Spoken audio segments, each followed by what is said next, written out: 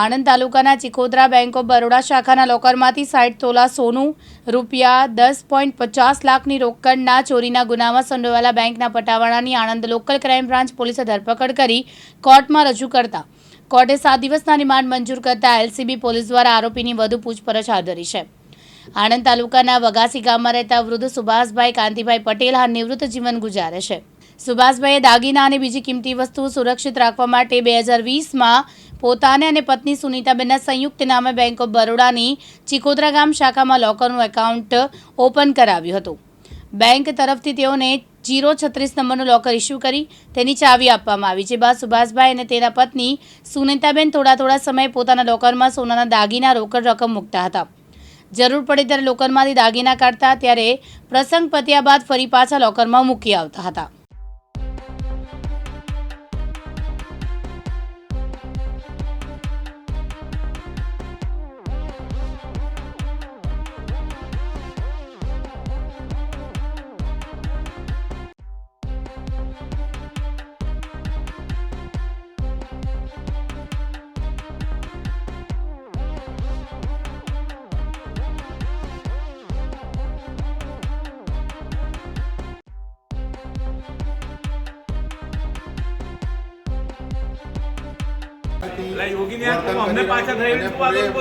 Police જોડે સાથ સહકાર, પોલીસ બી મારી જોડે પૂરેપૂરો સાથ સહકાર છે।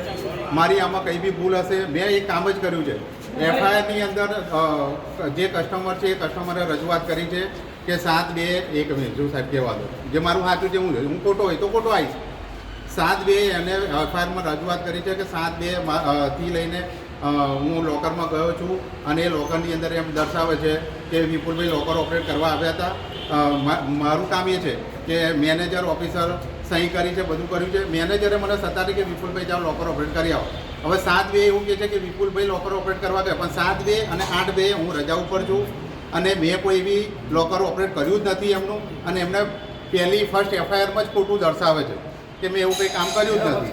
તારીખ 25/12/2024ના રોજ સુભાષભાઈ કાંતિભાઈ પટેલ રહેવાસી વગાસી આણંદનાઓએ આણંદ રૂરલ પોલીસ સ્ટેશનમાં આવી પોતાની ફરિયાદ હકીકત જાહેર કરેલ કે તેમનું ચિખોદરા બેંક ઓફ બરોડા શાખામાં તેમની તથા તેમના પત્નીના નામે લોકર હતું। એ લોકરમાં તારીખ 18/9/2024 પહેલાં તારીખ 7/2/2024 વચ્ચે કોઈપણ સમયે ત્યાંના પટાવાળા તરીકે ફરજ બજાવતા વિપુલ કુમાર વિનુભાઈ કેસરિયાએ ડુપ્લિકેટ ચાવી બનાવી લોકરમાંથી રૂપિયા 60 તોલા સોનું અને 10,50,000 રૂપિયાની સગે વગે કરી દીધેલ હોવાની ફરિયાદ આપતા આ બાબતે આણંદ રૂરલ પોલીસ સ્ટેશનમાં ગુનો રજીસ્ટર કરવામાં આવેલો।